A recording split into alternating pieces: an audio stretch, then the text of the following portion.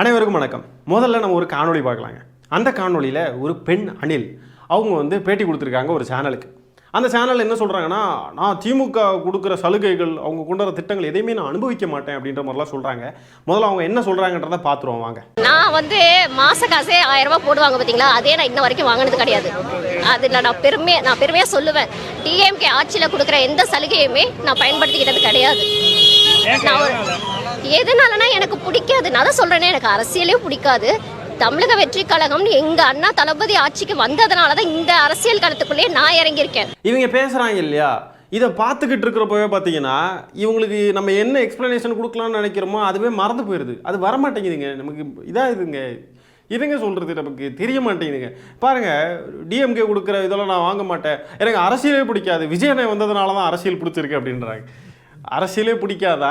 ஆனால் விஜயண்ணே வந்ததுனால அரசியல் பிடிச்சிருக்கா? விஜயண்ணே 1000 ரூபா கொடுத்தா வாங்குவாங்களாம். அரசியல்னா என்ன அப்படின்ற அந்த வார்த்தையுடைய புரிதலே வந்து இவங்களுக்கு வந்து தப்பாக புரிஞ்சுக்கிட்டு இருக்காங்க போல.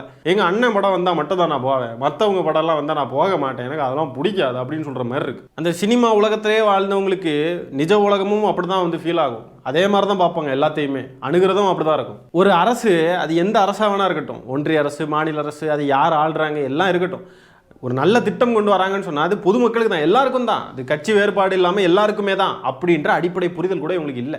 ஒரு அரசு ஒரு திட்டத்தையோ ஒரு சலுகையோ ஏதோ காசோ ஏதோ ஒன்று கொடுக்குதுன்னு சொன்னால் அந்த காசு பொதுமக்கள் கிட்ட இருந்து வாங்கின வரிப்பணம் தான். அதை திரும்ப வந்து ஒரு திட்டமாக கொடுக்குறாங்க. அந்த திட்டத்தை வந்து எல்லாருமே அனுபவிக்கணும் தான். ஒரு திட்டத்தில் குறை இருக்குது குறை இல்லைன்றதெல்லாம் வந்து எதிர்கட்சிகள் குற்றம் சாட்டுறாங்கன்னு சொன்னால் அது வந்து விவாத பொருள், அதை விவாதம் பண்ணிக்கலாம். ஆனால் அந்த திட்டமே வந்து நான் அனுபவிக்கவே மாட்டேன், பாருங்கள் எவ்வளோ கெத்தாக இருக்க பாருங்கன்னு சொல்கிறது, இதெல்லாம் வந்து ஒரு ஆணவ பேச்சு, இல்லைனா ஒரு தற்கொலைத்தனமான ஒரு பேச்சுன்னு தான் நம்ம பார்க்க வேண்டியது இருக்குது. திமுக கொண்டு வந்திருக்கிற எந்த சலுகைகளையோ எந்த திட்டங்களையோ நான் வந்து கடைபிடிக்கவே மாட்டேன், நான் வந்து கெத்து தெரியுமா, நான்லாம் அதெல்லாம் யூஸ் பண்ணவே மாட்டேன்னு சொல்கிறாங்க. பெருமையாக சொல்கிறாங்கண்ணா, பெருமையாக சொல்கிறாங்க, அவங்களே சொல்கிறாங்க. ஸோ பெருமையாக இதை வந்து கருதுறாங்கன்னு சொன்னாங்க. 1989க்கு முன்னாடி வரைக்கும் பெண்கள் வந்து சொத்துல உரிமை கேட்டாங்க, அண்ணன் தம்பிமாரு அப்பா எல்லாரும் சேர்ந்து அடிச்சு தான் வரட்டுவாங்க. ஆனால் பெண்களுக்கும் சொத்துல சரிசமமான உரிமை உண்டு அப்படின்ற ஒரு சட்டத்தை கொண்டு வந்ததே கலைஞர் அவர்கள் தான். திமுக ஆட்சி காலத்தில் தான், திமுக கொண்டு வந்த திட்டம் தான், திமுக கொண்டு வந்த சட்டம் தான். என்ன பண்ணுவீங்க இப்போ? என்ன பண்ணுவீங்க? நான் 1000 ரூபாய் வாங்க மாட்டேன், எனக்கு பெருமையாக இருக்குன்னு சொல்கிற மாதிரி நான் என் பரம்பரை சொத்துல இருந்து ஒரு பைசா கூட நான் வாங்க மாட்டேன் அப்படின்னு சொல்ல முடியுமா? இதெல்லாம் வந்து உரிமைக்கான விஷயம். உரிமையை வந்து திமுக மீட்டெடுத்து கொண்டு வருது. பெண்களுக்கு கொடுக்கக்கூடிய 1000 ரூபாய் வந்து அது வந்து ஒரு உரிமை தொகை தான், புரியுதா? அது வந்து சும்மா கொடுக்குற காசு கிடையாது, பெண்களுக்கான உரிமை தொகை.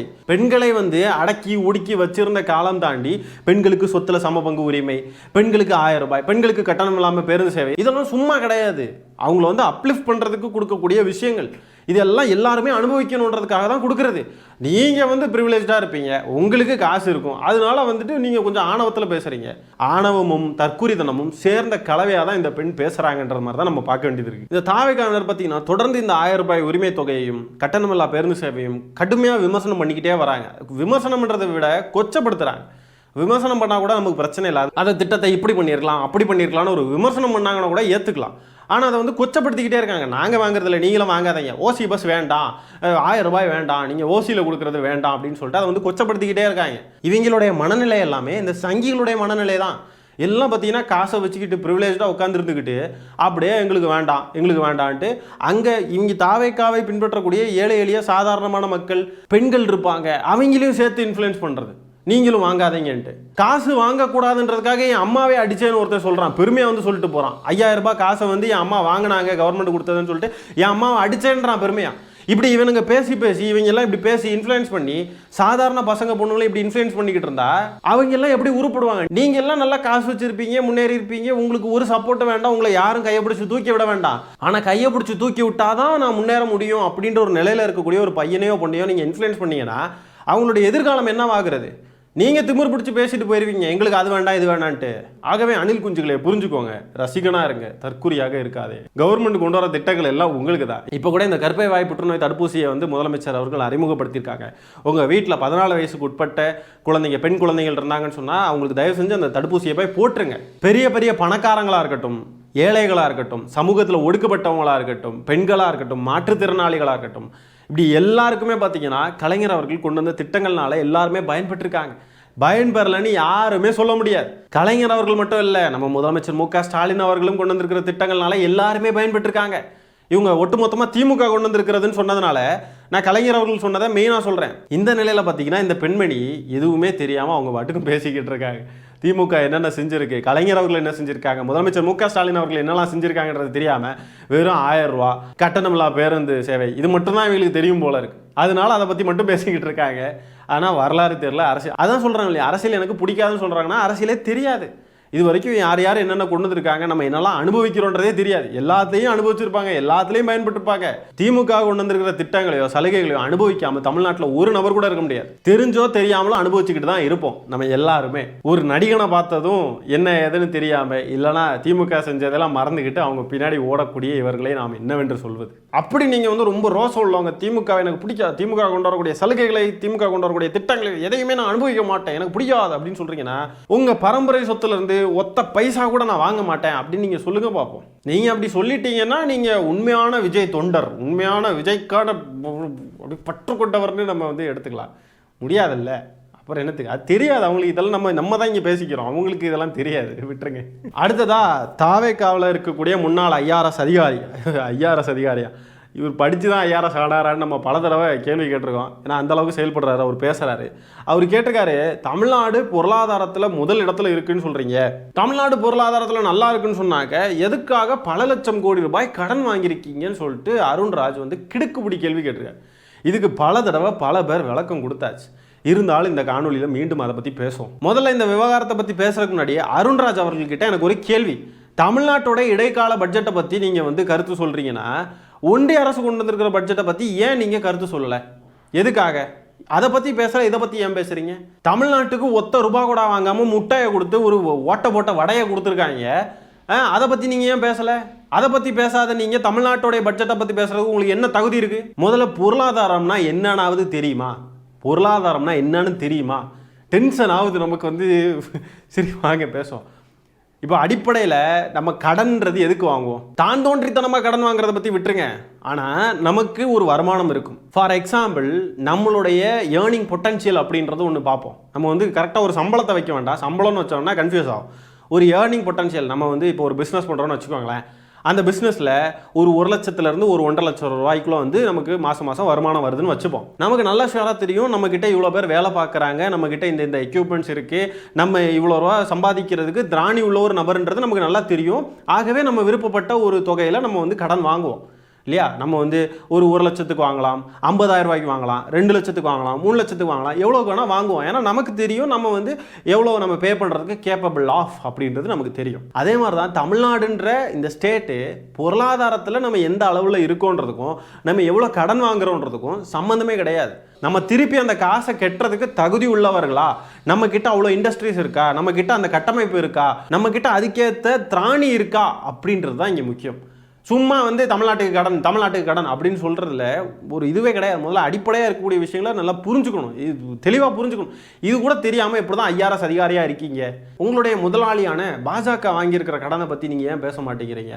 அப்படின்னு அதையும் பற்றி பேசணும்ல. அதை பற்றி கேட்குறதுக்கோ பேசுகிறதுக்கோ துப்பு இருக்கா, திராணி இருக்கா உங்களுக்கு? முடியாதுல்ல. தமிழ்நாட்டை பற்றி மட்டும் வந்து பேசிக்கிட்டே இருக்கிறது, கடன் மட்டும் பேசுவாங்க. இங்கே இருக்கக்கூடிய வருமானத்தையோ இங்கே இருக்கக்கூடிய பொருளாதார வளர்ச்சியோ பற்றி பேச மாட்டேங்கிறாங்க. ரெட்டை இலக்க பொருளாதார வளர்ச்சியை நம்ம அடைஞ்சிருக்கோம்னு சொன்னால் அதெல்லாம் கிடையாது, கடன் வாங்கி வச்சுருக்கீங்கன்ற. 2030க்குள்ளே $1 trillion எக்கானமியை நம்ம வந்து அச்சீவ் பண்ணுவோம்னு முதலமைச்சர் அவர்கள் தெரிவிக்கிறாங்க. அந்த அளவுக்கான growth நம்ம அச்சீவ் பண்ணிட்டோம்னு சொன்னாக்க இந்த வாங்கக்கூடிய கடனை எல்லாம் கெட்டுறதுக்கான ஒரு சூழல் நமக்கு இப்போவே நம்ம உருவாக்கிக்கிட்டு இருக்கோம். முதலமைச்சர் அதுக்கேற்ற இன்வெஸ்ட்மெண்ட்ஸை தமிழ்நாட்டுக்கு கொண்டு வராரு, உள்நாட்டு உற்பத்திகளை வந்து பெருக்கிறாரு. இங்கே வந்து அதுக்கேற்ற கட்டமைப்பை வந்து முதலமைச்சர் அவர்கள் தெளிவாக வந்து உண்டாக்கிக்கிட்டு இருக்கிறாரு. இதை கூட தெரியாமல் எவ்வளோ விஷயங்கள் நடந்துக்கிட்டு இருக்கு. புதுசாக எவ்வளோ கம்பெனிஸ், எவ்வளோ ஃபேக்ட்ரிஸ், எவ்வளோ வேலைவாய்ப்புகள், எவ்வளோ விஷயங்கள் நடந்துக்கிட்டு இருக்கு. பொருளாதாரத்தை பற்றி அடிப்படை புரிதலே இல்லாமல் கண்டதையும் உளறிக்கிட்டு இருக்கிறது அரசியலுக்காக. தெரியாமல் பேசுகிறாருலாம் கிடையாது, தெரிஞ்சாதான் பேசுவார், வேற வழி இல்லை. அரசியல் பண்ணுறதுக்கு என்னத்தை பண்ணுறதுன்னு தெரியாமல் சும்மா மேலோட்டமாக ஐயம் பூசி விட்டுட்டு ஓடிடுறது. தெளிவாக இதை பற்றி பேசுறதுக்கு இவங்களுக்கு வக்குவதிராணியே கிடையாது, சும்மா பேசிட்டு ஓடி போயிடுறது. கடன். தமிழ்நாடு வாங்கியிருக்கிற கடன் எல்லாமே தொலைநோக்கு பார்வையோட வாங்கப்பட்ட கடன்கள் தான். சும்மா வந்து பெரிய பெரிய பணக்காரங்களுக்கு கடனை தள்ளுபடி பண்ணுறதுக்காக வாங்கின கடன் கிடையாது. உங்கள் ஓனர்ஸை மாதிரி வாங்கின கடன்களில் பெரிய பெரிய ஹாஸ்பிட்டல்ஸ் தமிழ்நாட்டில் உருவாயிருக்கு, பஸ் ஸ்டாண்ட்ஸ் உருவாயிருக்கு, பல திட்டங்கள் உருவாயிருக்கு. பெண்களுக்கான கட்டணமில்லா பேருந்து சேவை, மகளிருக்கு 1000 ரூபாய் அன்புக்கரங்கள் திட்டம், அது இதுன்னு அடிக்கிக்கிட்டே போகலாம். எல்லா திட்டங்களாகவும் மக்களுக்கு தேவைப்படக்கூடிய விஷயங்களாகவும் தான் போயிருக்கு. அதனால மக்கள் எல்லாரும் உழைப்போம், மக்கள் எல்லாருமே வேலை செய்வோம், மக்கள் எல்லாரும் வருமானத்தை கொண்டு வருவோம், அரசுக்கு வரியை கட்டுவோம், அந்த கடனை திருப்பி கட்டுறதுக்கான கெப்பாசிட்டி தமிழ்நாட்டுக்கு இருக்கு. மக்கள் எல்லாருக்குமே கண் கூட வாங்கின கடன் எல்லாம் எங்க போகுது, என்னவா இருக்கு தமிழ்நாட்டில்ன்றது மக்கள் எல்லாருக்கும் நல்லா தெரியுது. இது இன்னைக்கு நாளைக்கு இருக்கக்கூடிய விஷயம் கிடையாது. இது பல பத்தாண்டுகளுடைய முதலீடு. 10 வருஷம் ஆகலாம், 20 வருஷம் ஆகலாம். இந்த பணத்தை நம்ம திருப்பி மீட்டு எடுக்கிறதுக்கு, இந்த பணத்தை நாம் சம்பாதிச்சு இந்த கடனெல்லாம் கட்டி முடிக்கிறதுக்கு பல ஆண்டுகளுக்கான முதலீடு தான் இது.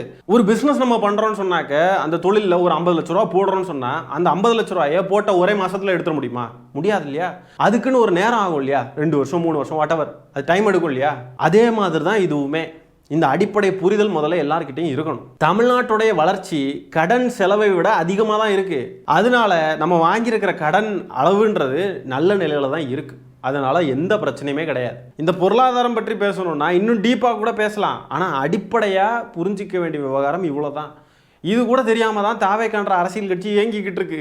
பார்த்துக்கோங்க. பொருளாதாரம்னா என்ன, மக்களுடைய அடிப்படை தேவைகள் என்ன, அதை பூர்த்தி பண்றதுக்கு கடன் வாங்கலாமா, உலக நாடுகள்லாம் எப்படியெல்லாம் கடன் வாங்கி அவங்கெல்லாம் எப்படி முன்னேறாங்க, மக்களுடைய வருமானத்தை பெருக்குவதற்கு அரசு என்னெல்லாம் பண்ணுதுன்றதெல்லாம் இவங்களுக்கு புரிய மாட்டேங்குது. இது கூட தெரியாம அருண்ராஜ்ன்றவர் ஐஆர்எஸ் ஐயோ முடியல, பெரிய பெரிய பணக்காரங்களான அதானி அம்பானியெல்லாம் கடன் வாங்கியிருக்காங்க. அப்போ அவங்க வாங்கின கடன் அப்போ அவங்கெல்லாம் நாசமாயிட்டாங்களா? இல்லை இல்லையா? நம்ம வருமானத்தை மீறி கடன் வாங்குறது ஆபத்து. 10,000 ரூபா தான் சம்பாதிக்கிறேன் அப்படின்னு இருக்கிற ஒரு இடத்துல 10 லட்ச ரூபாய்க்கு கடன் வாங்கினா மாட்டிப்போம் இல்லையா? அது ஆபத்து. ஆனால் நான் சம்பாதிக்கிற வருமானம் என் கடனை நான் பூர்த்தி பண்ணுறதுக்கு எனக்கு என்னால் முடியும், எனக்கு அந்த கெப்பாசிட்டி இருக்குன்னு சொன்னால் நம்ம கடன் வாங்கலாம் இல்லையா? உலக நாடுகள் எல்லாமே, வளர்ந்த நாடுகள் கூட இப்படி தான் இயங்குது. கடன் வாங்கி தான் எல்லாருமே இயங்கிட்டு இருக்காங்க. கடன் வாங்கி அந்த நாட்டு மக்களுடைய பொருளாதாரம், கல்வி எல்லாத்தையும் உயர்த்தி அந்த நாட்டு மக்கள் அந்த கடனை எல்லாம் அடைக்கிறதுக்கான வேலைகளை பார்க்குறாங்க. இப்படிதான் ஒரு நாடு இயங்கும், இப்படிதான் பொருளாதாரம் இருக்கும். இது கூட தெரியாம என்னத்தை நீங்க என்ன கட்சி? மக்கள் கொண்டாடக்கூடிய அரசு திமுக அரசு. இந்த அரசு கொண்டு வந்திருக்கிற திட்டங்கள், இந்த அரசு செய்திருக்கிற சாதனைகள் எல்லாம் மக்கள் கொண்டாடுறாங்க. அங்க கடன் வாங்கினாங்களா இல்லையா? அதெல்லாம் இல்லை. அதெல்லாம் அரசு பார்த்துக்கும். அரசு வரம்பு மீறி செயல்படுதுன்னு சொன்னா நீங்க கரெக்டா டேட்டாலாம் எடுத்து வச்சு குற்றச்சாட்டு வைக்கலாம். நீங்க என்ன இதுக்கு லிமிட் மீறி கடன் வாங்குறீங்க, இது தப்பு அப்படின்னு சொல்லிட்டு நீங்க தமிழ்நாட்டுடைய பொருளாதார வளர்ச்சியை நீங்க கம்பேர் பண்ணி, வாங்குற கடனை கம்பேர் பண்ணி நீங்க இதை நீங்க கம்பேர் பண்ணி நீங்க குற்றச்சாட்டு வைக்கலாம். ஆனால் நீங்கள் அதை பண்ண மாட்டீங்க. ஏன்னா தமிழ்நாட்டுடைய பொருளாதார வளர்ச்சி நல்லா இருக்குன்றது உங்களுக்கு தெரியும். வாங்கக்கூடிய கடனை எல்லாம் நம்ம அடைக்கிறதுக்கு நம்மளால முடியும், அந்த கெப்பாசிட்டி நமக்கு இருக்கு. அது போக அந்த வாங்கக்கூடிய கடன் எல்லாம் மக்களுக்கு தேவைப்படக்கூடிய திட்டங்களாகவும், காலேஜ், பஸ் ஸ்டாண்டு, ஸ்கூலு திட்டங்கள், லேப்டாப்பு, மகளிர் உரிமை தொகை, கட்டணமில்லா பேருந்து சேவை எல்லாமே மக்களுக்கு தேவையான விஷயங்களா போய் சேர்ந்துக்கிட்டு இருக்குன்றது உங்களுக்கு தெரியும். ஆகவே நீங்கள் டேட்டாவோடலாம் பேசணும்னா பேசவே முடியாது, நிற்கவே முடியாது. கபர் உங்களுக்கு வேற வழி இல்லை. கபர் நீங்கள் பொட்டியை கட்டிட்டு போக வேண்டியதா? உங்களுக்குலாம் இங்கே அரசியலில் வேலையே இல்லை கபர். உங்களால் இதை தாண்டி அரசியல் பண்ண முடியாது. வேணா 4 முட்டா பயல்களை வேணால் நீங்கள் சொல்கிறத நம்ப வைக்கலாம். மக்களுக்கு நல்லா தெரியுங்க என்ன நடக்குது, திமுக எவ்வளோ கடன் வாங்கியிருக்கு, அந்த கடன் எதனாலலாம் வந்துச்சு, அந்த கடன் வாங்கின காசை மக்களுக்கு எப்படியெல்லாம் செலவு பண்ணுறாங்க, எல்லாமே மக்களுக்கு தெரியும். நீங்கள் உட்கார்ந்துருந்து உருண்டுகிட்டு கிடக்க வேண்டாம், புரியுதா? அதுலேயும் நமக்கு தர வேண்டிய காசை தராமல் ஒன்றிய அரசு வஞ்சிக்கிறாங்க. அதை பற்றி பேசுங்க. அப்போ கடன்லாம் ஏற தானே செய்யும். நமக்கு நமக்கு ஒன்றும் கொடுக்க மாட்டேங்கிறாங்க. நம்ம ஸ்டேட் கவர்மெண்ட் தான் பல விஷயங்களை நமக்காக பண்ணிக்கிட்டு இருக்காங்க. அப்போ கடன் சுமை ஏறுறது அது வேற வழி இல்லை, ஏறிதான் ஆகுது. அந்த கடனுமே நம்ம பொருளாதார வளர்ச்சி நம்மளுடைய எல்லாத்துக்கும் ஏற்ற மாதிரி தான் நமக்கு இருக்கு. என்ன இது நீங்கள் பேசணுன்னே நீங்கள் ஒன்றிய அரசை போட்டு குற்றம் சாட்டுங்க. அவங்க பண்ணுற அலப்பறை எவ்வளோ இருக்கு. பெரிய பெரிய தொழிலதிபர்களுக்கெல்லாம் கடனை தள்ளுபடி பண்ணுறாங்க. கடன் வாங்கி அதை பற்றி பேசுங்க. நமக்கு தர வேண்டிய காசை தர மாட்டேங்கிறாங்க, அதை பற்றி பேசுங்கன்னா நல்லா போயிட்டு இருக்கக்கூடிய ஆட்சியையும் மக்களுக்கு பார்த்து செய்யக்கூடிய ஆட்சியையும் குறை சொல்லிக்கிட்டு இருக்காங்க. யாரா நீங்கள் எல்லாம் முட்டாள்களா? ஒன்னே ஒன்று மட்டும் புரியுது, படித்தவன் எல்லாரும் அறிவாளி கிடையாது, புரியுதா? படிப்புக்கும் அறிவுக்கும் டிஃப்ரென்ஸ் இருக்கு. நல்லா படிச்சேன்னு சொல்றவனும் முட்டாளா இருக்கான் சில பேர். ஐயோ இவனு இல்லை என்னத்தை பண்றது? அதனால இவங்க எல்லாம் என்ன சொல்ல வராங்கன்னா, விஜய் மட்டும் ஆட்சிக்கு வந்தாருன்னா அப்படியே கடனை எல்லாம் அப்படியே டோட்டலா அப்படியே ஒரு வருஷத்துல தீத்துருவார். ஒரே நாள்ல எல்லாத்தையும் முடிச்சு கட்டி ஒரு சொந்த பணத்தை போடுவார். தமிழ்நாட்டுடைய கடன் எல்லாத்தையும் விஜய்ன்ற தனி நபர் முடிச்சு விட்டுருவார். அதனால ஆட்சியை கொடுங்க அவருக்கு. உலக நாடுகள், வளர்ந்த நாடுகளே கடன் வாங்கினா கூட நாங்கள் வாங்க மாட்டோம், தமிழ்நாடு வாங்காது. ஏங்க தேர்தல் அறிக்கையில் போட்டாலும் போட்டுற போறாங்க இப்படியெல்லாம். நம்ம கலாய்க்கிறது கூட புரியாம மற்ற கட்சிகள்லாம் தேர்தல் அறிக்கையில் இதை போட மாட்டாங்க, நம்ம போட்டுருவோம், யாருமே இதை பண்ண மாட்டாங்க, நம்ம பண்ணுவோம் அப்படின்னு சொல்லிட்டு பண்ணாலும் பண்ணிடுவாங்க. அப்படிப்பட்ட தற்கொலைகளுங்க இவனுங்க. 15ஆம் தேதி ஞாயிற்றுக்கிழமை போட வேண்டிய காசை எதுக்கு வெள்ளிக்கிழமை 13ஆம் தேதி போட்டு விட்டாங்க கேட்டவருங்க விஜய். அப்படிப்பட்டவைகளுக்கு இப்படியெல்லாம் ஐடியா எடுத்து கொடுத்தோன்னா என்னங்க ஆகிறது? ஒன்றிய அரசு 16.7 லட்சம் கோடி ரூபாய் கடன் வாங்க முடிவு பண்ணியிருக்கிறதாக நிர்மலா சீதாராமன் அவர்கள் தெரிவித்தார். தெரிவிச்சாங்க. அதுக்கு ஏதாவது கேள்வி கேட்டிங்களா? நீங்கள் எதுக்கு 16.7 லட்சம் கோடி ரூபா கடன் வாங்குறதுக்கு முடிவு பண்ணுறீங்க, இன்னும் இது அப்படின்னு சொல்லிட்டு கேள்வி கேட்டாரா? அதெல்லாம் கேட்க மாட்டாங்க. ஏன்னா பாஜக ஒன்றிய அரசுனா அடிமைகள், தமிழ்நாடுனா பதறுவாங்க அப்படியே. பாருங்க கடன் கடன். இவனுங்க தான் ஆட்சி வந்து நொட்ட போறானுங்களாம். தமிழ்நாட்டு பொருளாதாரத்தையே புரட்டி போட்டு புடுங்க போறாங்க அப்படி இவனுங்க. இந்த அருண்ராஜ் அவர்கள்கிட்ட நான் ஒன்று கேட்கணும்.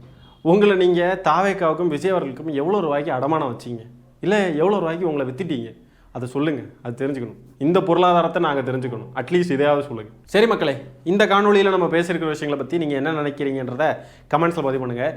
இந்த காணொலியை நான் இத்துடன் நிறைவு செய்து கொள்கிறேன். நன்றி, வணக்கம்.